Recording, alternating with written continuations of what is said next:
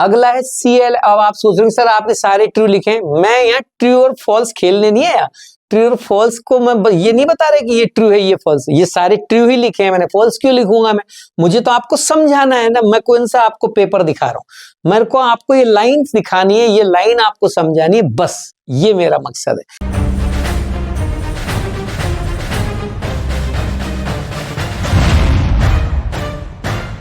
अब देखो P block के हैलोजन फैमिली और इनर्ट गैस एलिमेंट्स के भी मैं एक एक सवाल आपको बताता हूं। देखो हम पी ब्लॉक की नाइट्रोजन फैमिली, ऑक्सीजन फैमिली को कर चुके हैं अभी। अब मैं हैलोजन और इनर्ट गैस फैमिली के बारे में आपको बता रहा हूं। थोड़ी काम की चीजें सुनना, जो काम की वो बताएंगे। वैसे तो देखो दुनिया भर की चीजें आपको सबको मालूम है, अब वो सब लेके आऊंगा मैं तो आप ही परेशान हो जाओगे, सर इतना अब नहीं पढ़ सकते, इतना टाइम थोड़ी ना है। तो मैं काम की चीजें बस उसको ढंग से सुन लेना आप एक एक को, है ना बेटा। देखो सबसे पहले तो मैं वही फिजिकल प्रॉपर्टी की बात कर रहा हूं। हैलोजन फैमिली में फिजिकल प्रॉपर्टीज के अंदर अगर बात करें तो नॉन मेटेलिक कैरेक्टर की बात करें तो ये नॉन मेटल्स हैं, ये मैंने पहले भी आपको बताया था। लेकिन ऊपर से नीचे जाते जाते मेटेलिक टेंडेंसी बढ़ती है। तभी तो आप देखो आई को देखो, आई प्लस बनाता है कि नहीं बनाता? बनाता है ना, आई प्लस बनाता है। प्लस बनाने का मतलब मेटेलिक टेंडेंसी आ गई ना, इलेक्ट्रॉन डोनेटिंग टेंडेंसी है ना इनके अंदर। इलेक्ट्रॉन डोनेटिंग टेंडेंसी का मतलब कैटायनिक टेंडेंसी आती है, इलेक्ट्रॉन देने की टेंडेंसी बढ़ती है, तो समझ जाना मेटेलिक टेंडेंसी बढ़ती है। अब बात करते हैं अगली, फिजिकल स्टेट। फिजिकल स्टेट और नॉन मेटेलिक कैरेक्टर दोनों की अगर बात करें तो ऊपर से नीचे जब जाते हैं अपन, तो जैसे यहां मेटेलिक कैरेक्टर बढ़ता है वैसे यहां भी बढ़ता है। मैं ये भी बता दूं, आपको पता है एक्सी को देखो आप, XeF4 बनाता है कि नहीं बनाता? XeF के साथ मिलके XeF4 बनाता है, XeF2 बनाता है। अब ये कैसे बनाता है? Xe के ऊपर पॉजिटिव आता होगा ना, Xe या हैलोजन, ये जो heavier halogen sorry inert gas जो है, हैवी वाले नीचे वाले जो इनर्ट गैस है, ये तो हायर ऑक्सीडेशन स्टेट तक चले जाते हैं, +8 तक दिखा देते हैं, यानी वैलेंसी शेल के 8 इलेक्ट्रॉन तक निकाल देते हैं।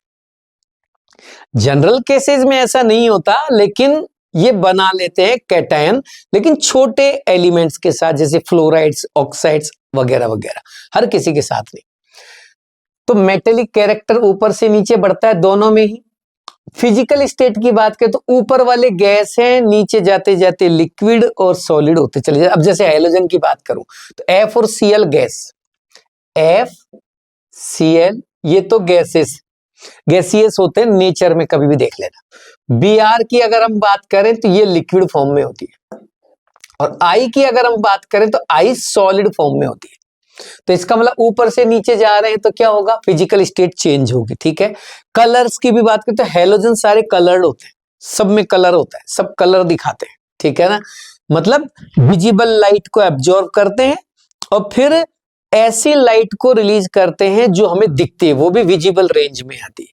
हाँ, अब ये हो सकता है कि जिस लाइट को एब्जॉर्ब किया उसी कलर को वो नहीं निकालते, उसी कलर को नहीं दिखाते, अलग कलर दिखाते। अब मैं बात करता हूं अगली, atomic radius. Same to same, ऊपर से नीचे जाने पर एटॉमिक रेडियस बढ़ती है। क्यों? क्योंकि जैसे जैसे ऊपर से नीचे जाते हैं नंबर ऑफ शेल बढ़ते हैं, नंबर ऑफ शेल बढ़ते हैं तो रेडियस बढ़ती है। ऐसा ही इसमें होता है, इनमें भी वही काम है, ऊपर से नीचे रेडियस बढ़ती है। अब ये तो क्या है कि मॉलिक्यूल बनाते हैं, F2, Cl2, Br2, I2 ऐसे। तो इनके मॉलिक्यूल्स के बीच में आपस में जो होता है वो होता है van der Waal attraction, van der Waal bond. अब जैसे Cl2 है तो एक Cl2 ये बन गया, एक Cl2 ये बन गया। अब ये Cl2 के बीच में जो अट्रैक्शन लगता है ना, वो अट्रैक्शन होता है वॉन डर वॉल अट्रैक्शन। इसलिए जब इन दोनों के बीच की डिस्टेंस का आधा किया जाता है तो ये आती है वॉन डर वॉल रेडियस। और वॉन डर वॉल रेडियस जो होती है वो हमेशा कोवैलेंटिक रेडियस से बड़ी होती है, यहां तक कि मेटेलिक रेडियस से भी बड़ी होती है। इसीलिए इनके बीच में जब हम देखते हैं Cl2 मॉलिक्यूल्स के बीच में, I2 मॉलिक्यूल्स के बीच में, तो ये एक वॉन डर वॉल अट्रैक्शन को रिप्रेजेंट करते हैं, वॉन डर वॉल रेडियस को शो करते हैं। इसी तरह इनर्ट गैस के पार्टिकल्स जो होते हैं, जैसे He के बीच में, एनी के बीच में, इनके बीच में भी अब देखो बॉन्ड तो बनता नहीं है, इसलिए एक मिनिमम डिस्टेंस पे लाके और इनके न्यूक्लियस के बीच की डिस्टेंस को आधा कर लेते हैं। इनके न्यूक्लियस के बीच की डिस्टेंस को क्या कर लेते हैं, आधा करते हैं। तो इंटर न्यूक्लियर डिस्टेंस का हाफ करने पर जो रेडियस आती है वो वॉन डेर वाल्स रेडियस ही होती है। ये रियल रेडियस नहीं है, ये वॉन डेर वाल्स रेडियस है जो कि बड़ी होती है किससे, कोवेलेंट रेडियस से। तो ये हो गई बात रेडियस की। अब आते हैं आयोनाइजेशन एनर्जी। आयोनाइजेशन एनर्जी का फिर वही सीधा सा फंडा, इलेक्ट्रॉन। वैसे तो देखो इनमें इलेक्ट्रॉन, हैलोजेंस की अगर बात करें तो इलेक्ट्रॉन लेने की टेंडेंसी अच्छी होती है, तभी तो ये इलेक्ट्रोनेगेटिव एलिमेंट्स माने जाते हैं। लेकिन ये इलेक्ट्रॉन देते भी हैं, कैटायंस भी बनाते हैं। तो मिनिमम रिक्वायर्ड एनर्जी जो कि इलेक्ट्रॉन्स को निकाल के इनफाइनाइट तक ले जाने का काम करती है, वो आयोनाइजेशन एनर्जी कहलाती है। ऊपर से नीचे जाने पर आयोनाइजेशन एनर्जी की वैल्यू कम होती जाती है, तभी तो नीचे वाले अच्छे से कैटायन बना लेते हैं, तभी तो I प्लस बना लेता है, Br पे प्लस आ जाता है, Xc प्लस बना लेता है। यही तो रीजन है इसका। अब है ऑक्सीडेशन स्टेट। इनमें कई तरह की ऑक्सीडेशन स्टेट, देखो फ्लोरीन की बात करें तो फ्लोरीन केवल एक ही ऑक्सीडेशन स्टेट दिखाती है और वो है F-1। लेकिन ऑक्सीजन के साथ, अब ऑक्सीजन को आप गौर से देखो, ऑक्सीजन हमेशा माइनस बनाती है, लेकिन F के साथ आते ऑक्सीजन भी प्लस हो जाती है। F इतना इलेक्ट्रोनेगेटिव है, अब लगा लो आप, तो ये इलेक्ट्रोनेगेटिव है। इसके अलावा अगर इनकी कॉमन ऑक्सीडेशन स्टेट देखें तो देखो -1 से लेके +7 तक दिखाते हैं। अब Cl की बात करें तो Cl -1 भी दिखाएगा, 0 भी दिखाएगा, +1 दिखाएगा, +3 दिखाएगा, +5 दिखाएगा, +7 दिखाएगा। क्यों? क्योंकि वैलेंसी शेल में 7 इलेक्ट्रॉन है, तो वो धीरे धीरे एनर्जी देते जाओ, इलेक्ट्रॉन्स निकलते जाएंगे। अच्छा, ज्यादातर इनकी जो प्लस ऑक्सीडेशन स्टेट है वो इनके ऑक्साइड्स में मिलती, जैसे HClO, HClO2, HClO3, HClO4। अब देखो आप HClO को देखो, HClO2 को देखो, इनमें सब में ऑक्सीडेशन स्टेट Cl की प्लस होती जा रही है। देखो यहां आएगी +1, यहां आएगी +3, यहां आएगी +5, यहां आएगी +7। और एसिडिक स्ट्रेंथ भी बढ़ती जाती है, जैसे जैसे ऑक्सीडेशन नंबर बढ़ता है Cl का, वैसे वैसे एसिडिक स्ट्रेंथ बढ़ती जाती है। ये मैंने केमिकल बॉन्डिंग में भी आपको समझाया था। ठीक है, अब आगे अगला है कैटनेशन नेचर। कैटनेशन नेचर के नाम पे इनमें कुछ नहीं होता। कैटनेशन नेचर बहुत अच्छी खासी नहीं होती, इनकी बेकार होती है बिल्कुल। मतलब ये ज्यादा से ज्यादा 2 एटम मिलते हैं हेलोजेंस में, जैसे F से मिल गया, Cl से मिल गया, मतलब बहुत ज्यादा इनमें कैटनेशन टेंडेंसी नहीं होती। हाँ, इंटर हेलोजन कंपाउंड भी ये बनाते हैं। इंटर हेलोजन का मतलब है एक हेलोजन दूसरी हेलोजन से मिल जाए, जैसे I से Cl मिल गया, ICl ऐसे भी बन जाता है। तो इस टाइप के कंपाउंड्स भी बना लेते हैं। BrF3 बना लिया, IF5 बना लिया, IF7 बना लिया। तो इस टाइप के कंपाउंड ये बना सकते हैं, जिनमें एक हेलोजन पॉजिटिव हो गई, एक हेलोजन नेगेटिव। तो आगे वाली हेलोजन जो होगी वो तो लेस इलेक्ट्रोनेगेटिव होगी, पीछे वाली जो होगी वो मोर इलेक्ट्रोनेगेटिव होगी। उल्टा मत कर देना, ठीक है। अब आगे सवाल है मेरा, which of the following statement is true और फॉल्स। ट्रू और फॉल्स स्टेटमेंट के बारे में भी सवाल पूछे गए हैं पहले कई बार, और ये सवाल भी खूब आते हैं, जिनमें आपको 3-4 स्टेटमेंट दे देते हैं और आपसे कहा जाता है इनमें से कौन कौन ट्रू है, कौन कौन फॉल्स है, और ऑप्शन बना देते हैं कि भाई पहले ऑप्शन में TTFF, दूसरा ऑप्शन दे दिया TFTF, तीसरा ऑप्शन दे दिया TFFF। मतलब आपको ये बताना पड़ेगा कि रेस्पेक्टिवली वो स्टेटमेंट ट्रू और फॉल्स में से क्या है। तो ऐसे भी सवाल आते हैं, जैसे मैंने यहाँ पे कुछ फॉल्स और ट्रू स्टेटमेंट लिखे। अब इनको भी याद रखना। पहले स्टेटमेंट को देखो, बॉन्ड डिसोसिएशन एनर्जी का जो ऑर्डर है वो Cl2 का सबसे ज्यादा, Br2 का उससे कम, F2 का उससे कम, I2 का सबसे कम। अब ये समझ नहीं आ रहा मुझे F2 का कम क्यों हो गया, कौन बताएगा आप में से? नहीं, कौन बताएगा आप में से कैसे ये F2 का कम हो गया? Cl2 का ज्यादा है, Br2 का कम है, F2 का और कम है, I2 का कम है। भाई I2 का समझ में आता है, I बड़ा साइज का होता है, दूर हो गए, डिस्टेंस ज्यादा हो गई, बॉन्ड वीक हो गया। Cl2 का ज्यादा है, समझ में आता है कि भाई बॉन्ड छोटा है और अच्छी खासी बॉन्ड एनर्जी होती है। लेकिन ये F2 का तो सबसे ज्यादा होना चाहिए था, फिर ये चक्कर क्या पड़ा, F2 का बॉन्ड तो छोटा भी होता है। अब यही इसकी समस्या है, F2 का बॉन्ड छोटा होता है लेकिन इतना छोटा होता है कि F के ऊपर मौजूद जो इलेक्ट्रॉन पेयर है ना, इन पेयर्स के बीच में रिपल्शन लगना शुरू हो जाता है, और इतना रिपल्शन लगता है कि ये बॉन्ड अपने आप ही टूटने की कोशिश करता है। मतलब due to more lone pair of electron on F, this bond is weak. ये वीक इसीलिए है, बिकम वीक क्यों हो गया है वीक, क्योंकि ये ज्यादा लोन पेयर होने की वजह से और बॉन्ड की डिस्टेंस कम होने की वजह से पेयर्स के बीच में रिपल्शन स्टार्ट हो जाता है। यही रीजन है कि इसकी बॉन्ड एनर्जी कम हो जाती है, और कम होके कहां चली जाती है, Br2 के भी पीछे। तो ये बहुत ही शानदार सवाल बनता है, पूछा जा सकता है, ये ट्रू स्टेटमेंट है। अगला है, fluorine absorb violet light and appears pale yellow. अब देखो अब ये समझने की लाइन नहीं है बेटा, अब इसको तो याद करना पड़ेगा आपको। मैंने तो ये सेलेक्ट करके लाइन ली है आपके लिए कि भाई अच्छी अच्छी लाइन है, बच्चे बहुत सारी चीजें याद करते हैं, कहीं ये चीज मिस ना कर दे, इसलिए मैंने आपको ये लाइन बताई है। अब याद रखना, violet light colour, violet light को तो अब्जॉर्ब करती है फ्लोरीन, और पेल येलो कलर शो करती है। इसी तरह आयोडीन जो है वो येलो लाइट को तो अब्जॉर्ब करती है और वायोलेट कलर को रिप्रेजेंट करती है। तो थोड़ा सा दिमाग में रखें, उल्टा चल रहा है दोनों में। देखो, फ्लोरीन वायोलेट एब्जॉर्ब करके पेल येलो शो करेगी, आयोडीन येलो को एब्जॉर्ब करके वायोलेट को शो करेगी। याद रखोगे, this is true statement again. ठीक है, आगे बढ़ो।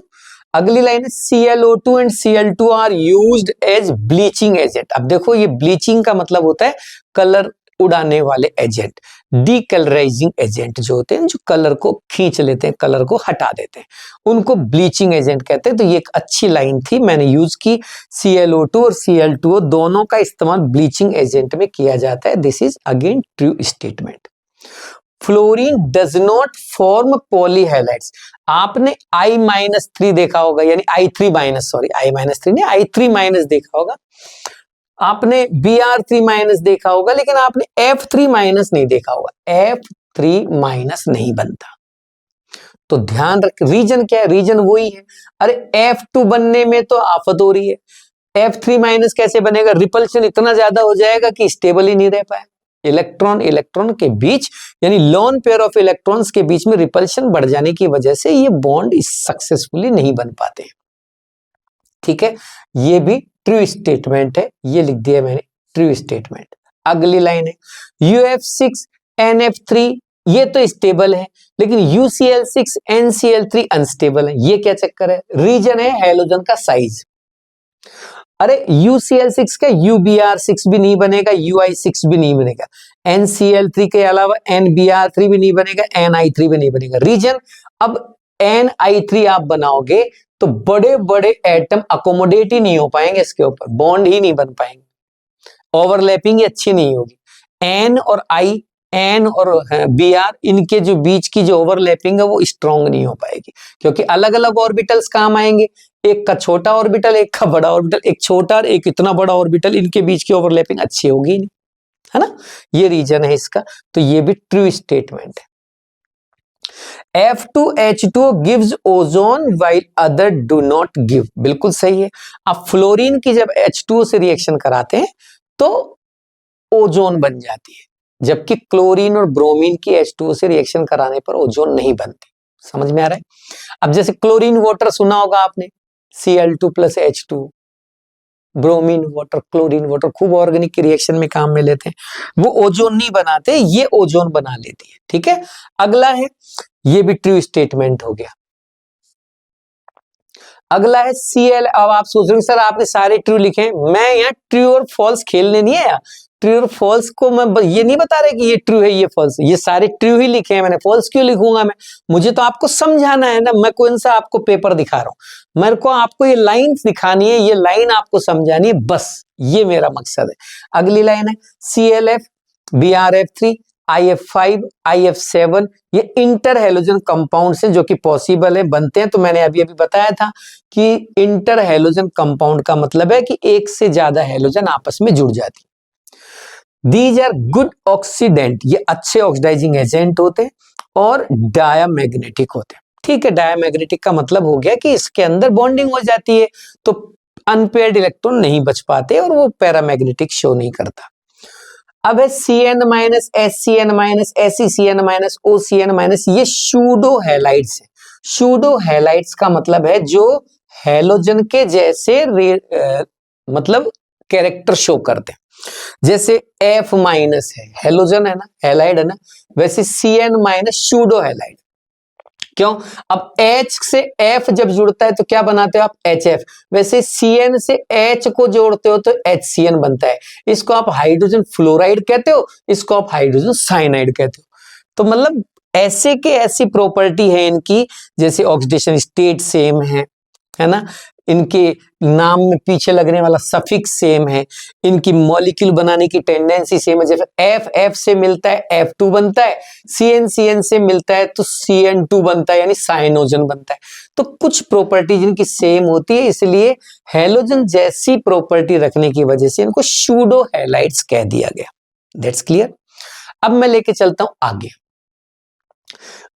एक और सवाल है, सेलेक्ट द करेक्ट स्टेटमेंट। अब आपको सही स्टेटमेंट को सेलेक्ट करना है। पहली line, order of percentage by volume, यानी कि एयर में ही तो है ना ये सारी की सारी इनर्ट गैस कहां पे मौजूद है। अभी ये कोई कहीं दुनिया के किस कोने में है भाई? ये तो सब जगह है, एयर में, एटमॉस्फेयर में एयर है, एयर में ये है। इनकी अगर बात करें परसेंटेज बाय वॉल्यूम की, तो सबसे ज्यादा एयर में आर्गन होती है, उससे कम नियॉन, फिर He, फिर Kr, फिर Xe, सबसे ज्यादा Ar। अब ये सवाल ऐसे भी पूछ लेता है कि भाई which of the following inert gas maximum quantity में एयर में प्रेजेंट होती है, यानी कि मोस्ट अबंडेंट गैस कौन सी है, सबसे ज्यादा अवेलेबिलिटी किस गैस की है, इनर्ट गैस की है नेचर के अंदर। तो आप कहना भाई AR की परसेंटेज बाय वॉल्यूम सबसे ज्यादा अबंडेंस होती है, ऐसे भी पूछ लेता है। नेक्स्ट है करेक्ट स्टेटमेंट हो गया ये कह रहा है एक्सट्रैक्शन और isolation of noble gases if possible by Claude's method and Dewar's coconut charcoal adsorption method. बिल्कुल ठीक है, ये दोनों ही मेथड ऐसे हैं। जैसे क्लाउड्स मेथड तो क्या है कि एक तरीके से फ्रैक्शनल डिस्टिलेशन पे डिपेंडेंट होता है कि भाई आप जब इस मिक्सचर को, एयर के मिक्सचर को डिस्टिलेट करोगे तो अलग अलग टेम्परेचर, क्योंकि इनके बीपी में डिफरेंसेज होता है, ठीक है, तो बीपी में ऊपर से नीचे बीपीएमपी बढ़ता है, तो बीपी में डिफरेंस होने की वजह से अलग अलग टेम्परेचर पे अलग अलग गैस आपको मिल जाती है। इसी तरह कोकोनट चारकोल एडजॉर्प्शन मेथड में चारकोल का एक एडजॉर्बर लिया जाता है जो कि अलग अलग गैसेस को एडजॉर्ब कर पाता है, सबको नहीं कर पाता। तो ये भी एक तरीका है इनको एक्सट्रैक्ट करने का। ठीक है, the specific heat ratio of noble gas, आपको ये मोल कॉन्सेप्ट में मिलेगा, मोल कॉन्सेप्ट में बताया था। तो नोबल गैस क्या है? नोबल गैस मोनोएटमिक गैस है। मोनोएटमिक गैस का जो स्पेसिफिक हीट रेशियो होता है वो 1.66 होता है। गामा इक्वल्स टू Cp/Cv, ये आपने थर्मोडायनेमिक्स में भी देखा होगा, मैंने भी बताया वीडियो के अंदर, आप देखना थर्मो के वीडियो के अंदर। ठीक लाइन है ये। नेक्स्ट है any neon along with mercury vapors is used in advertising board। आपने खूब नियॉन बोर्ड तो सुने होंगे ना, फ्लेक्स वगैरह बनते हैं, चमकीले लाइट वाले बोर्ड्स बनते हैं, नियॉन बोर्ड। तो नियॉन को मरकरी वेपर के साथ मिक्स करके एडवर्टाइजिंग बोर्ड बनाए जाते हैं। बड़ी बड़ी कंपनियों के बोर्ड लगते हैं कि नहीं, बाहर अपनी अपनी बिल्डिंग पे बोर्ड लगा देते हैं, वो बोर्ड भी नियॉन बोर्ड बनते हैं, इससे नियॉन का इस्तेमाल होता है उसमें। ठीक है, the ease of liquefaction of noble gas. अब देखो आपके एक चैप्टर था स्टेट्स ऑफ मैटर पहले, और स्टेट्स ऑफ मैटर में लिक्विफिकेशन भी आता है, जिसमें कंप्रेसिबिलिटी फैक्टर एक टॉपिक होता है, जिससे हम लिक्विफिकेशन के ऑर्डर का पता लगाते हैं। भाई हर चीज को मेजरमेंट करने का कोई ना कोई स्केल होता है ना, जैसे पीएच स्केल होता है एसिडिक स्ट्रेंथ को या बेसिक स्ट्रेंथ को मेजरमेंट करने के लिए, लेंथ स्केल होता है, ऐसे सबके स्केल होते हैं। वैसे ही इसका भी एक स्केल होता है नोबल गैस मतलब लिक्विफिकेशन को चेक करने का। तो लिक्विफिकेशन ऑर्डर को जब चेक किया, यानी जब इनका जेड देखा गया, कंप्रेसिबिलिटी फैक्टर देखा गया, तो कंप्रेसिबिलिटी फैक्टर या जेड के अकॉर्डिंग जब इनका एज निकाला गया लिक्विफिकेशन का, तो पता लगा सबसे ज्यादा लिक्विफिकेशन XE का होता है। वैसे भी देखो मास बढ़ता है ना, तो लिक्विफिकेशन इजी हो जाता है। हल्की गैस की तुलना में भारी गैस का, हैवी गैस का लिक्विफिकेशन इजीली होता है, ये ध्यान रखें। HENEARKXE, तो ये लिक्विफिकेशन यानी कि इन गैस को प्रेशर का इस्तेमाल करके लिक्विफाइड यानी लिक्विड में कन्वर्ट करने की tendency. XeF2 has linear structure. अब XeF2 को देखो, ये मैंने केमिकल बॉन्डिंग में बताया। Xe के ऊपर 8 इलेक्ट्रॉन होते हैं, तो देखो 2 तो ये काम में आ गए, 2 तो काम में आ गए। अब बचे 1 2 3 4 5 6, 6 बच गए। बचने ही थे ना बेटा, क्यों बेटा बचने थे ना भाई। 8 इलेक्ट्रॉन हैं, तो 1 2 3 4 5 6 7 8 हो गए ना 8 इलेक्ट्रॉन। 8 में से अब देखा मैंने, 2 ने तो सिग्मा बॉन्ड बना लिया, तो एक ये सिग्मा, एक ये सिग्मा, 3 लोन पेयर, तो 2 सिग्मा 3 लोन पेयर जब मिलते हैं तो 5 हाइब्रिड ऑर्बिटल्स बनाते। नंबर ऑफ 5 हाइब्रिड ऑर्बिटल जब आएंगे तो हाइब्रिडाइजेशन होगा sp3d। देख लो भैया, sp3d, 3 p के, एक s का, एक d का। sp3d हाइब्रिडाइजेशन में अब यहां 3 लोन पेयर है, तो sp3d हाइब्रिडाइजेशन के बारे में कंप्लीट बता रखा है मैंने केमिकल बॉन्डिंग के अंदर। वहां आप देखना XeF2 में 3 लोन पेयर होने की वजह से ये किसका काम करता है, लीनियर स्ट्रक्चर का काम करता है। इस तरह से इसकी स्ट्रक्चर बनती है। ये Xe आ गया, एक Fe, ये दूसरा Fe, और ये लोन पेयर आ जाते हैं। इस तरह से एक लीनियर शेप में होने की वजह से 180 डिग्री का एंगल बनने की वजह से हम बोल रहे हैं कि XeF2 लीनियर स्ट्रक्चर होते हैं। बात समझ में आ रही है? छोटी छोटी सी बातें हैं, ये सारी बातें आपको याद करनी है। देखो बेटा, मैं कोई भगवान तो हूं नहीं, आप भी जानते हो ना। मेरी कोशिश, बस मैं कोशिश कर रहा हूं कि तुम्हें अच्छी अच्छी चीजें दे दूं, तुम्हारा फायदा हो जाए, बस। और मेरा कोई मकसद नहीं है। आपका फायदा हो जाएगा तो अच्छी बात है। मान लीजिए सपोज दैट हमने बहुत कुछ पढ़ा, पी ब्लॉक में बहुत कुछ पढ़ा, और हम 1-2 लाइन पढ़ना भूल गए और वही पेपर में आ गई। अब बताओ कितना दुख होगा कि नहीं होगा? चलो ये मान लीजिए कि हमने मान लीजिए केवल ये पढ़ा, और मान लो इसमें से आ गई, तो मैं तो ये तो कह ही नहीं रहा कि आप केवल ये ही पढ़ के जाना। मैं तो ये कह रहा हूं कि आप सब पढ़िए, कोई मना नहीं। लेकिन आपने इनको नहीं पढ़ा, मान लीजिए इनमें ऐसी 2 लाइन थी जो पेपर में आ गई और वो हमें नहीं आती थी, तो बताओ अब पेपर देने के बाद अगर आपको ये वीडियो देखो आप, और इस वीडियो में 2 चीजें ऐसी मिल जाएं जो उस पेपर में थी और आपने गलत कर दी, तो क्या आपको दुख नहीं होगा? होगा ना, बहुत कष्ट होगा, दिमाग में टेंशन हो जाएगी कि यार मैंने ये वीडियो क्यों नहीं देखा।